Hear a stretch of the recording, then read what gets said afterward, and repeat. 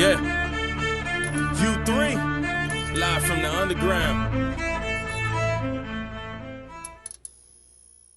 All right, here we go once again. Cartier 2K, Scream Sub Cardi when you see me. U3 Radio. We have another special guest for our interview segment. We have the boy Thraxx. Hey. FOG, correct? Yes, sir. I see what that new chopper do. No, it's not a stunt. Niggas hitting subs on Instagram, but still got slumped. Contemplating with my demon if I'm still gonna let it dump. I shoot for trap, I ain't no hacker, I'ma still get it caught. Welcome to U3 Radio. So I usually start the interviews by letting the artists introduce themselves and a little bit about themselves. Okay. Shit, and like I said, Thraxx FOG, you know what I'm saying? Come from the southwest side, far west side of, really, I love music. It drives me. Main thing though is I want to share the buzz, man. I'm trying to bring back the rage, real talk. I'm trying to bring back that feeling where you go to a show, you don't even care what song, you know what I'm saying? You just vibing. Yeah. So, but little background on myself, you know what I'm saying? I moved here when I was third grade. I've been here for since then. So what is that? 18, whatever. Where'd you move from? My parents actually military, so we was in Korea and we came here, and so I've been here ever since. So this is home, not born but raised. You know what I'm saying? Right. Yeah. It's still my city. Right. Well, same here. It's my home now too. So it's not where you're from necessarily. It's where you at. Oh, God. This is where we at. Oh, God. So where'd you get the name Thraxx from? Why is that your stage name? It's actually funny as hell. So really, it's because every time I pull up from my friends or we'd be going somewhere, we would always be smoking.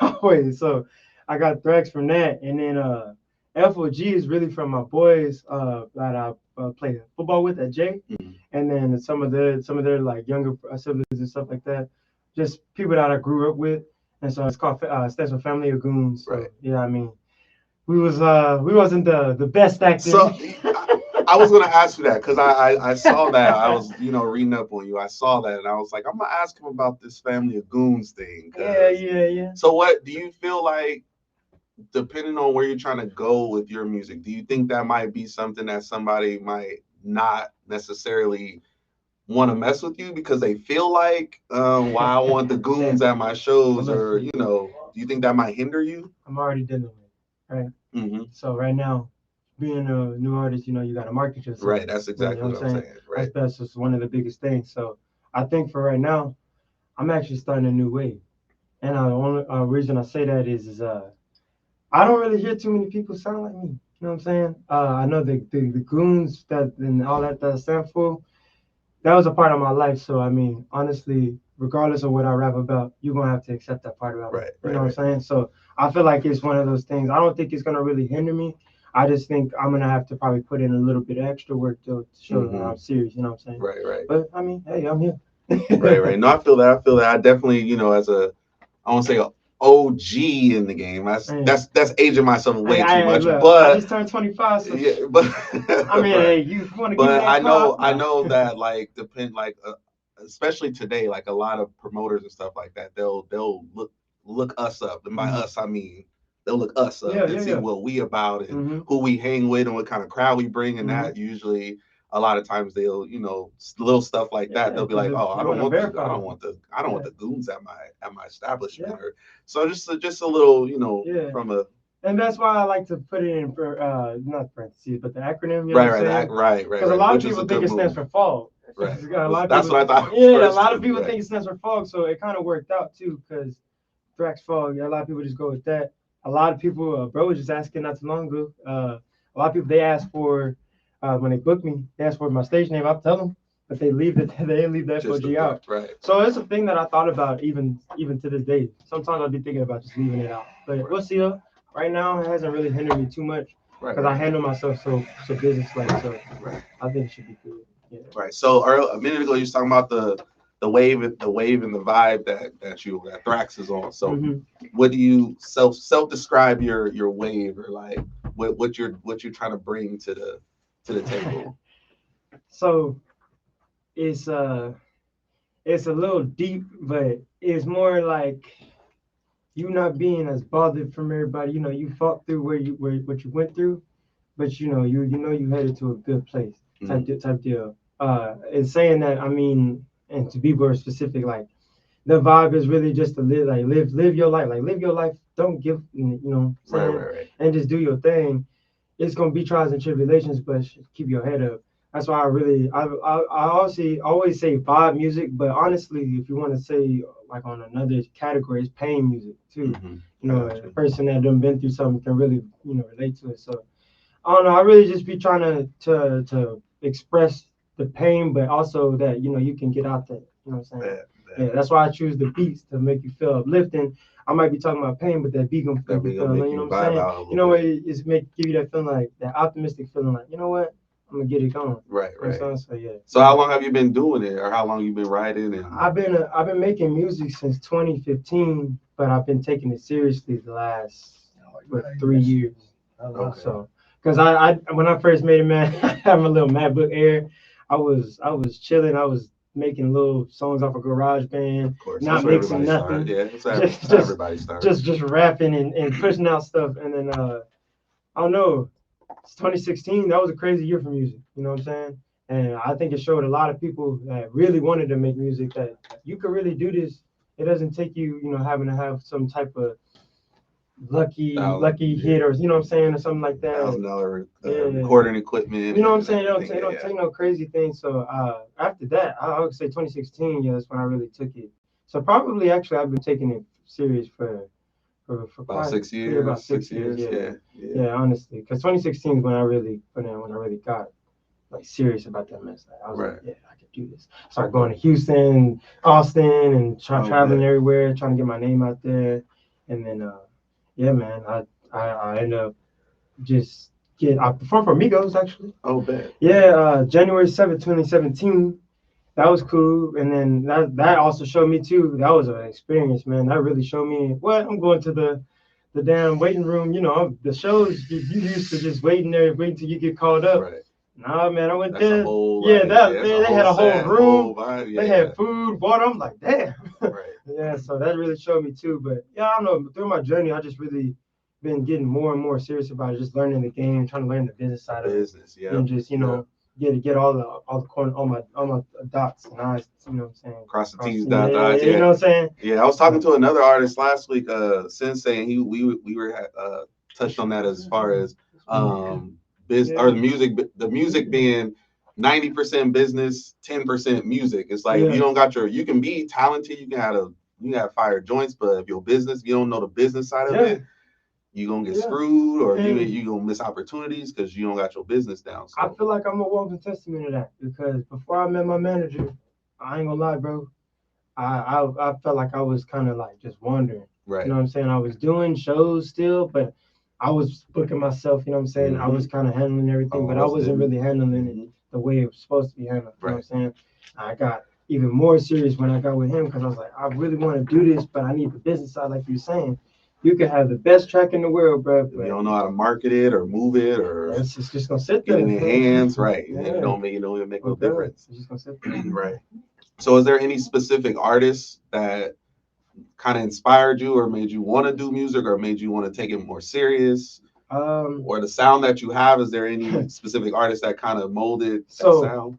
I break it down. For me, this is just how I look at my music, or how I view music. Is I break it down into categories. So like when you talk about like the vibe and that euphoric feeling of music and stuff like that, yeah, Playboy Cardi, by all means. That he's a genius. Well, him and Pierre Bourne, because the production is just ridiculous. But Playboy Cardi, Pierre Bourne, that's my inspiration when it comes to the vibes. When it comes to like, rap, besides the greats like Biggie, Tupac, all that, we all that's everybody. We ain't gonna be average here. But Sauce Walker, I bum with. I got to, bro. Just be talking about the real Maxo Cream, and I would have to say, I like, this is just me. I like 10 cell phones. I just like the way he he's not he ain't big, but like it's the way he's actually a mixture kind of both. He rap and had that vibe too. But that's really the people I kind of listen to the most and look up to the most. And then the main one though is Drake too. Yeah, that was Drake was my He does both. You can't when I was a deny teenager, it. yep. That was me. I was just spitting. Drake and Wayne was like, when I was a teenager, on my rhyme book, one side I had a picture of Drake and one side I had a picture of Wayne. I'm like, I mean, they niggas have bars. Yeah, like. yeah, you can't deny it. Just trying to spit like Drake and Wayne. And then sure, you got Drake, he spit on the whole track, and the next thing you know, he's singing. It's like, right. What's going on? So yeah, that it has to be there. But on the vibe side though, because that's just what I'm in right now. Yeah, man, Playboy Cardi. Like if you looked at his Rolling Loud performance, dude wasn't even spitting the song. He was saying like every 5 words he was saying something. Not even. I watched a couple of those festivals like even Young and May. I saw some festivals that she did. She'll get up there and she don't even got to say nothing. The crowd is just like going crazy, saying all the words. That's it. So yeah, I get that. I definitely get that. So you did touch on the production of like Playboy Cardi and the other artists you named. So is there any specific producers that you work with to get that sound, or you kind of just pull from wherever you can get the vibe from? Hey, I'm gonna keep it stacked. I'll be on YouTube, but look, hit these people up. They will hit you back. They want They really will hit you back. They want exposure. Hit these producers up that y'all stealing they beat. They beat, hit him up and pay for that ticket. Sometimes if they only want $5. I had a dude, he was from Norway.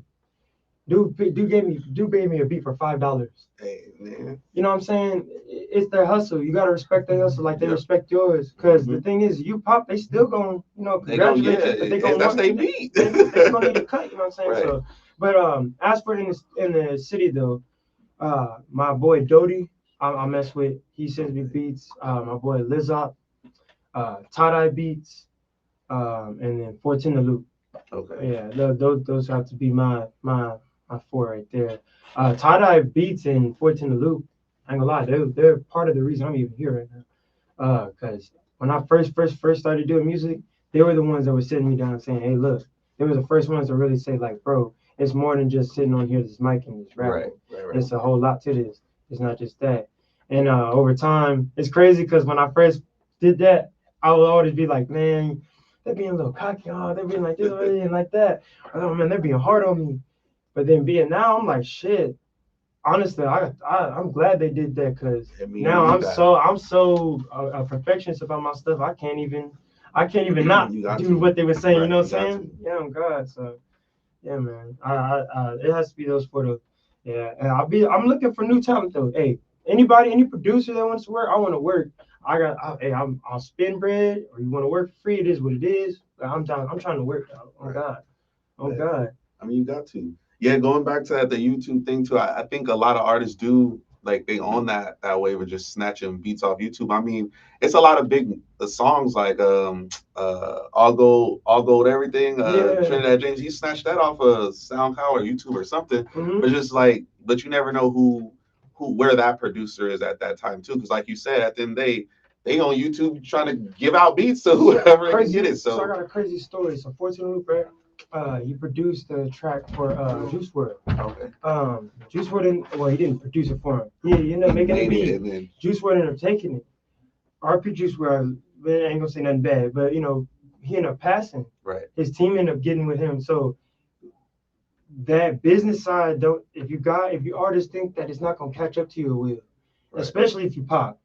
Hell yeah. Let's believe somebody gonna come out there woodwork. They gonna want that's mine. They gonna want that. That's mine. That's how I got my last joint I dropped last year that I was about to sample a beat and I found another producer who I already sampled it, and I reached out to him and was like, yo, I'll just fuck with you. Like he was like, oh bet. Like, and like you say, I'm thinking he was gonna try to like hit me for something. He was like, bruh, he's like, I fuck with you, I fuck with your music, like let's collab, like let's do this. Beats are sitting on there for months, years. Right. Like they want more exposure, especially you gotta think that's smart. He might be where, let's just say he's in New York, you are the way in Texas.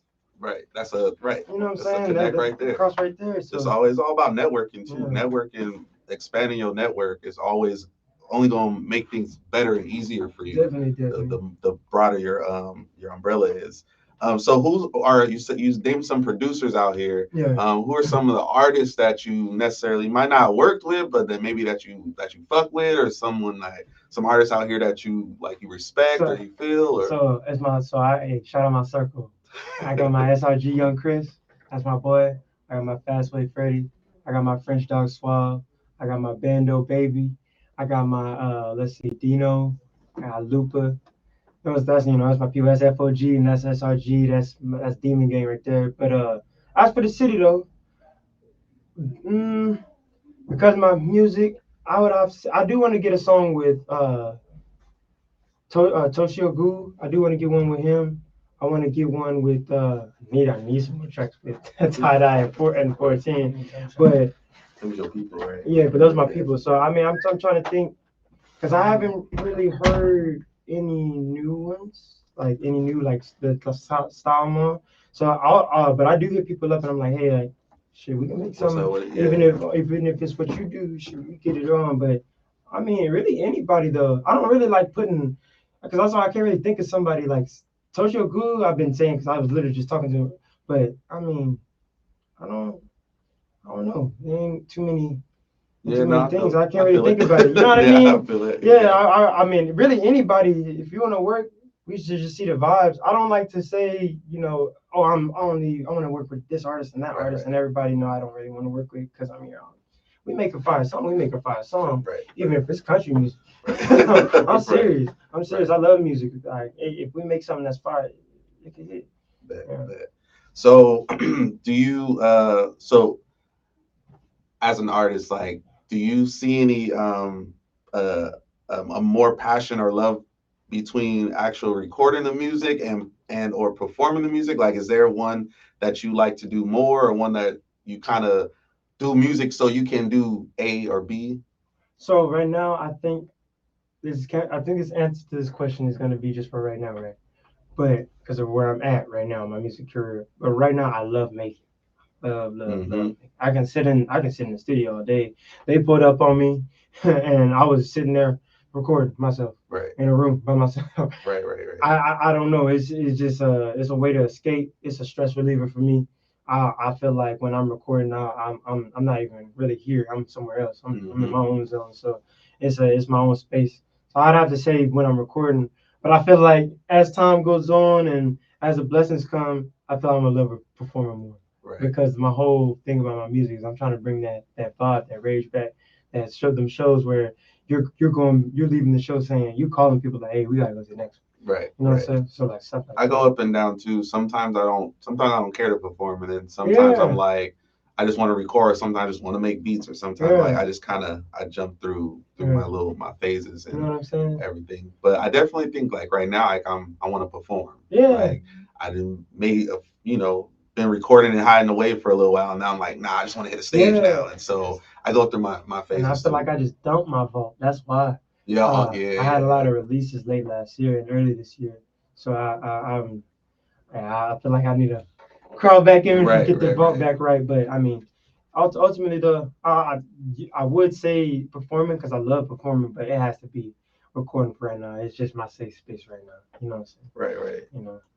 So you said earlier you were saying you were bouncing around Houston, Austin with your shows. Are you kind of getting out doing that again, bouncing around? Yeah, so I was still doing Texas Tip Off. They are based out of San Marcos in Kyle, Texas. Okay. And I was doing their shows in San Marcos at Big J's CBD Lounge. And then I've had one in Houston before, back in 2020. And then I had one in Austin back in 2021. I haven't really been doing too many outside of San Marcos, but San Marcos I do one pretty almost like once a month. Okay. Yeah, so I mean I've been starting to try to do more of those. Also, like my boy Bando, he just performed for I forget the venue's name. Forgive me, but they had just had him come out there and he rocked out and stuff. So I talked to the promoter and think about doing that. So I'm working on it. I'm working on it, you know what I'm saying? But I do want to focus on San Antonio too, though, just because I've been here so long.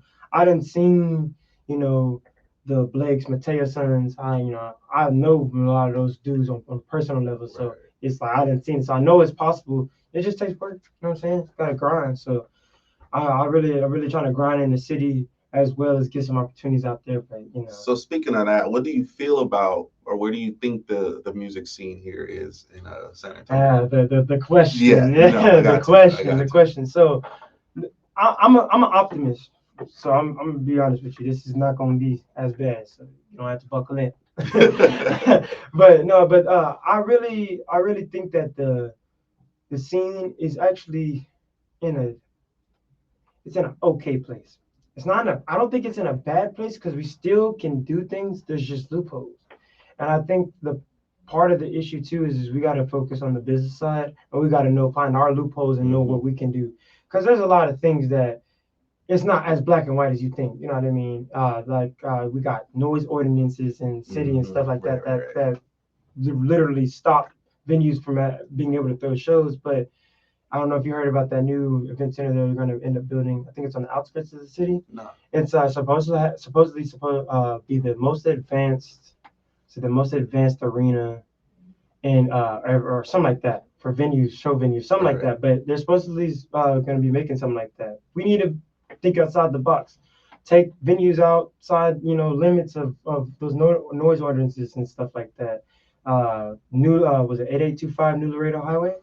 That's what they're doing. You know what I'm saying? They got the rumble in the jungle. They do that out there, and then they can be as loud as they want. Right. But I think the scene though is just it's in an okay spot. There's a lot of improvement that needs to be done, but it's in an okay spot. I would think we would all be wrong to say it's bad. We have people that have literally are mainstream, celebrities now. So do you feel like the support, even outside of just being an artist, do you feel like the support from the city wants to see the city win or want to see the people in the city? That is bad. Right. We don't have.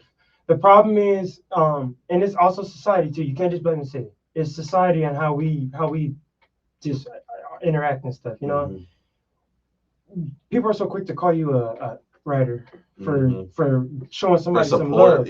Some people are genuinely scared to show support. It's not even that they're hating. That's a good, you know what I'm saying? So I think it needs some work. I ain't gonna lie, it needs some work. Even artists and artists, producers and artists, promoters and producers, whatever you want to, etc. It all needs work. Especially just the mass population, the fans and stuff. Same thing, I think you made a good point. That is a great point as far as people might being afraid to support because, like, I had a conversation with my girl too, where I was telling her like, you need to have a group of like 20, 30 people to do something so that other people think it's okay to do it, which makes no sense because if you fuck with something, you should just fuck with something. It shouldn't matter if somebody else fuck with it. But if people are they're I don't say people pleasers, but like if they not gonna think it's okay until they know somebody else think it's okay. And that's just how mass population people. That's how it works. So I mean, I really feel like most of the time it's not even that somebody's hating on you. It's just they don't want to be the outsider. A writer, like, you know what I'm saying? They right. Like, what is that? What is you listening to? Yeah, I don't know what that is. And then it's already, it's already hard to be yourself. So when it comes to like music, a very opinionated thing. People don't want to be in the outcast, you know what I mean? People want to be in the end. That's why people are like, oh, why is he popping? That dude sucks. But he has a mass behind him. It doesn't matter like 6ix9ine if he snitch, he's still gonna have people that gonna listen to him. You know what I'm saying? So it's sometimes I feel like it's just people that's too scared to show love. Sometimes, oh God, I don't even think it's hate. Yeah, I can see that. Definitely, that's actually that's a good. It's that though. Of course. No, I never even. I mean, you made a good point because I never even thought about it too much that way as far as people being afraid to support. I've had people literally tell me, Thraxx, I ain't gonna lie, I thought you was gonna be a hoe ass. You know what I'm saying? I'm like, man, bro, I just show love. I put up to people's shows and they're like, damn, I didn't think you were gonna come. Dog, it's free. Like, I can show you love. It's free to show love, dog. Like, you know what I'm saying? Like, it ain't hard. So that's what we need to be preaching in the city. But the problem is another thing, if you don't mind, we like to. The city mimics a lot of things. I've heard that too. It mimics a lot of things. Mm-hmm. We like a lot of the times people like to grab onto what is trending, right, and then try to run with it and bring it back to the city, and then scold people for not being on trendy stuff, right? That type of stuff is just like, but why? You know what I mean? I think when it comes to stuff like that, I'm trying to talk smart right now. I'm trying to start no problems. But no, I think when it comes to stuff like that, though, we need to be more creative and original. Everybody always likes to talk about why San Antonio is this compared to Houston, Dallas, or Austin, but it's because they have their own culture and they're original, and they do stuff the right way. You know what I mean? A lot of times, a lot of business here is done kind of. Yeah. You know what I mean? But we won't get into that. But yeah. No, yeah, I get that. I get that. I mean, I think if we owned our city more instead of worrying about what's going on around us, because you think about it, every popping city, they ain't worried about what's going on outside. They worried about their city, and they put their city on. Exactly. Go anywhere, they ain't worried about.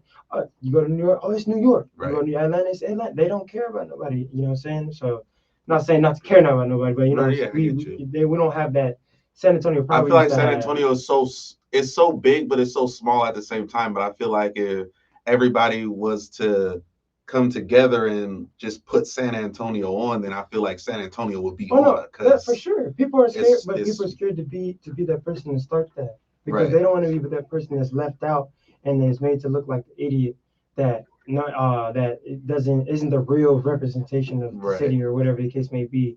And the jacked up part about it is when it does happen, it may not even happen the right way.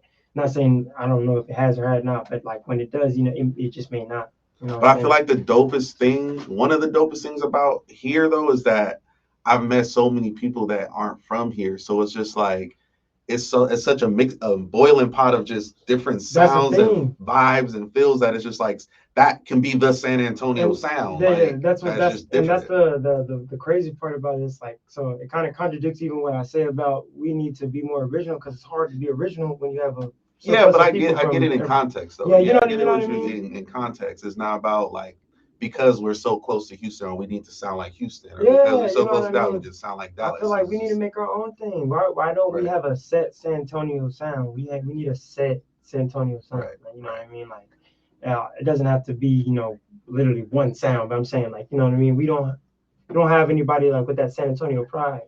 But when the Spurs was winning championships, you know what I'm saying? We had dudes lined up in cars. That's how it should be for our rappers. Every other major city protects their big artists. You know what I'm saying?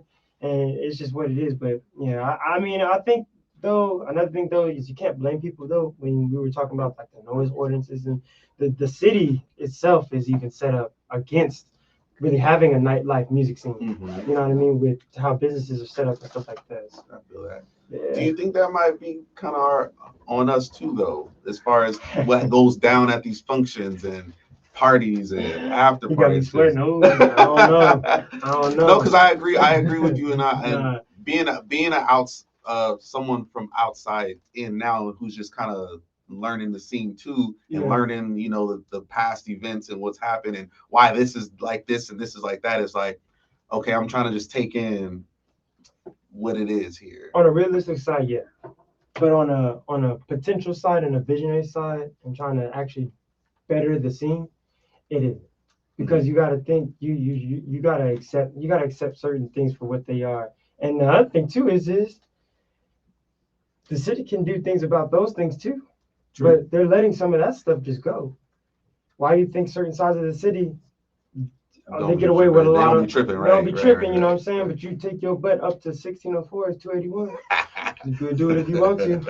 You're on the side of the highway waiting for that tow truck to take your car while you're in the back. For real. So I just think it goes both ways. You know what I'm saying? Obviously, we shouldn't be out here making it worse for ourselves. Right. But some stuff is the inevitable, I will say, because of the construct of society. So, and, it is what it is. I think that's it's deep. It goes deep. You know what I mean? I just feel like we all need to come together and we do. And help each other. I think if all the artists from everywhere. Even the support, even outside the artists, I just think the city need to. Yeah. If you got a fan base, I got a fan base, that person, like everybody got a fan base, and it should be like, all right, well, Thraxx is coming through. You bring up your hey, Swoop the Whoop gonna be there. We gonna fuck with them when they there, and they people gonna fuck with us, and we just gonna turn up. That's how other cities be doing. Yeah. Why you think you be fine? You can go on YouTube and just find random clips of rappers just chilling with each other. Right. But they promote that shit. You know what I'm saying? Right. So it's just crazy, bro. It's crazy. We do need to be on that for sure. Yeah. For sure. So to wrap things up, a couple more. Where do you feel music in general, not just here in the city, but music is in general, and what do you think you could bring to music in general, and or what do you think you are already bringing to music? Right now, I feel like I'm bringing a new style. I ain't gonna lie. It's a new wave. I feel like I'm bringing a certain type of energy to the music that we miss, and that carefree feeling, that euphoric feeling in music. When you listen to a song, and you go, or really the shows. That's what I really try to talk about. It's like my goal is like dead serious, is to be able. You don't have to know me. You don't have to even know who made the song. Shit, you don't even have to know the words. But as long as you can do this and you can vibe, right, and you can actually get lost in the music to where you're not even worried about who's singing it, and you just like it, I'm cool with that. Right. That's really what I want to bring back to music. I feel like I bring that back. Do you think that's missing right now? Mm-hmm. There's too many rinse and repeats. Mm-hmm. I saw him do that. Let me do that. Yeah. Let me get the formula. Yeah. And look, I don't hate on it, because you know what? Get paid, dog. Do what you do. Get paid. Because I know certain artists that are popping right now, and they did. Hey, I've even told them, bro. You know what you did. Right. But they even know. So it's not even nothing to hate. But I mean, you know what I mean? I feel like it's just one of those things. It's like, I feel like the great late Nipsey said it best. Like, he said something in one of his videos. I was like, damn. But it's like people are pretty much one hit wonders, are like they get their little 15 minutes of fame nowadays, only because people are too busy trying to make fans of their music instead of making fans of them. Yep. And so once that wave of that music dies down, those fans die down. And so everybody looking at you like, well, okay, so what you bring into the table now? And so I think that stuck with me, because I'm like, okay, so now I'm looking at it differently too. That's why you gotta market yourself. Right. You gotta make people fans of you. Exactly. You. Because you're the brand. It's not even your music, it's you. It's dead ass you. Right. So yeah, I definitely agree with that. To add on is I try to get better at doing it. Yeah. Just try to get better at doing that, for sure. No bet. So I got one last question, which is now how I feel like I'm going to start ending all my segments of Asking Artists, and that is, what is your definition of success? Ooh, that's a good question. That's a real good question. You can't ready. My definition of success would be when I can when I'm happy, when I'm genuinely happy, and I don't have the want for something. That's a good. I feel like once I reach the point where I don't have a want for something, I've made it to where I'm at. Mm-hmm. And that doesn't really that is not relevant to amount of money, and it's not really relevant to even music. Mm-hmm. It's really me. You know what I'm saying? Yep. So I think that's really what success is about. Because you got to think, you got old buddy that picks up trash or whatever on the side of the road, and he's happy. Good, right. Right. You know what I'm saying? And he's successful. He's successful in his mind. He's doing it. Success is really only measured by your own opinion. You know what I'm saying? What do you deem successful? Because I could sit here and say, oh, a bust down watch, a Bentley, and a nice home, and I can pay for all my friends and family. But is that really success? Right. And that's all that should be going tomorrow. Yeah. And then what? And success is what? When you reach your goal. So money, you can't really measure with money. That can come and go. Right. You know what I'm saying? It has to be something more than that. So for me, it definitely is happiness. Right. Definitely is happiness. If I'm good. That's a good answer. Yeah, I appreciate it, man. To be on the spot. Yeah. So, do you have anything coming up? Any shows? Any songs, singles, albums? April 23rd, Texas Tip Off. Pull up. Hey, we going crazy. Saucewood Winning is a headliner. I'm going on before Saucewood Winning, so let me know. We going in. We got vendors. We got food. We got everything. Hey, pull up, man. Pull up. Pull up. Check my. You can check my Instagram at Thraxx FOG. Yeah, we're just getting there too. Yeah. Give them your socials. Yeah, I'm gonna plug in. Check my Instagram at Thraxx FOG. Check. You can check my my recent. I posted on my recent, or even in my bio. I have the link up for Eventbrite in my bio. Get the tickets. Right, you got any shout outs anymore? Anybody you want to? I would shout out the gang, shout out SRG, shout out FOG, shout out DGE, shout out AKA, and shout out every artist that is grinding and doing it and trying to stay real in 1,000. Don't give up, bro. There's people like us out there. You just gotta find us. Keep grinding. What's up? Well, that was our wonderful interview. You made me think about some things. Hey, that's what I'm glad. I'm trying to bring something back to the table. You know what I'm saying? I didn't want to just be up. Right. Well, that's another episode of U3 Radio. It's your boy Cartier 2K. Scream Sub Cardi when you see me. Your boy Thraxx. Hey. And we out.